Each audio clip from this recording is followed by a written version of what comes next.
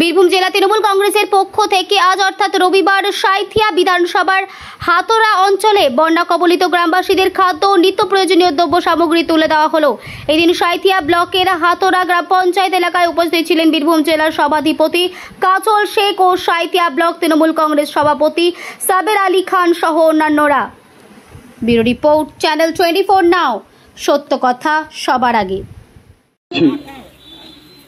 আমাদের মাননীয় মুখ্যমন্ত্রী মাননীয় মমতা বন্দ্যোপাধ্যায়, তিনি আমাদের দলনেত্রী, তিনার নির্দেশে বীরভূম জেলার যে এরিয়াগুলো প্লাবিত হয়েছে সেই সব এরিয়ার যে মানুষগুলো দুর্দশাগ্রস্ত, সেই সব মানুষগুলোর পাশে যাওয়ার জন্য তিনি বলেছেন, তাদের সুখ দুঃখকে ভাগ করে নেওয়া কথা বলেছেন।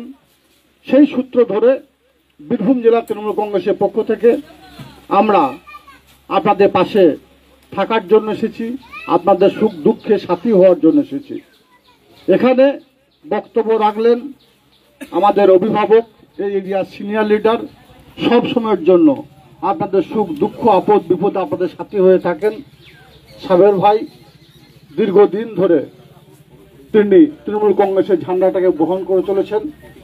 আমরা লাভপুর থেকে শুরু করে কংক্রিট শুরু করে দুবরাজপুর থেকে শুরু করে সিউড়ি 1 নম্বর ব্লক থেকে শুরু করে আজকে সাঁইথিয়া ব্লকে এসে উপস্থিত হয়েছি।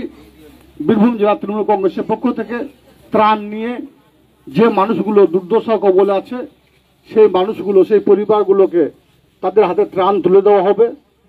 এখানে 17টা আইটেম আছে, চিনি থেকে শুরু করে গুড়, মুড়ি, চাল, আলু থেকে শুরু করে বাচ্চাদের বেবি ফুড থেকে শুরু করে সব কিছু ত্রাণের মধ্যে আছে।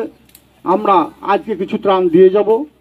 এর পরবর্তী ক্ষেত্রে আমাদের যারা ব্লক নেতৃত্ব আছে, সাবের আলী খান থেকে শুরু করে এখানে অঞ্চল যারা আছে, তারা যদি প্রয়োজন বোধ করে যে আরও কিছু ত্রাণের প্রয়োজন আছে, তাহলে পরবর্তী ক্ষেত্রে আবার ত্রাণ নিয়ে আসা হবে।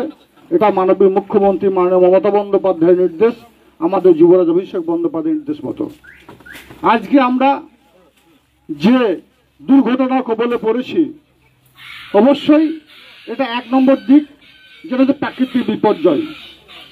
অতিবৃষ্টির ফলে আমাদের এরিয়ার, আমাদের বীরভূম জেলার বিভিন্ন প্রান্ত প্লাবিত হয়েছে।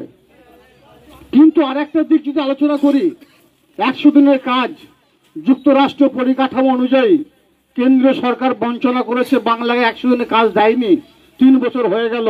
সেই 100 দিনের কাজ না দেওয়ার ফলে আমরা যে নতুন পুকুরগুলো খনন করি সেগুলো খনন করতে পারছি না। 100 দিনের কাজ না দেওয়ার জন্য যে পুকুরগুলোকে সংরক্ষণ করা প্রয়োজন আছে সেগুলোকে আমরা করতে পারছি না। তাই একটু বৃষ্টি হলেই সেটা প্লাবিত হয়ে যাচ্ছে, সংরক্ষণ করার ক্ষমতা আমাদের অনেক কমে গেছে। তারপরেও এই প্রাকৃতিক বিপর্যয়ের ফলে অনেক গ্রামের, আমাদের বীরভূম জেলার ইলামবাজারে 2 জন মারা গেছে, তাদের দেওয়াল চাপা পড়ে মারা গেছে, অর্থাৎ তাদের মাটির বাড়ি ছিল। কেন্দ্রীয় সরকার এই মাটির বাড়িগুলোকে পাকা বাড়ি করতে দেয়নি, 3 বছর হয়ে গেল। আবাস যোজনার টাকা বন্ধ করে রেখেছে,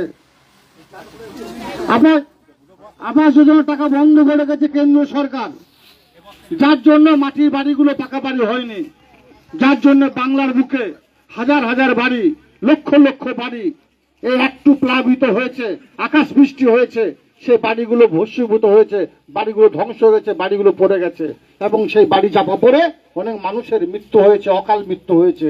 এর জন্য কেন্দ্র সরকারকে আমরা দায়ী করি। তাছাড়াও ডিভিসি, কিছুদিন আগে সাবের ভাই বলছিলেন ডিভিসি জল ছেড়েছে, বাংলাকে না জানিয়ে জল ছেড়েছে। কত কি হাজার কিউসেক জল ছাড়ছে। আমাদের মাননীয় মুখ্যমন্ত্রী মাননীয় মমতা বন্দ্যোপাধ্যায় বারবার ফোন করা সত্ত্বেও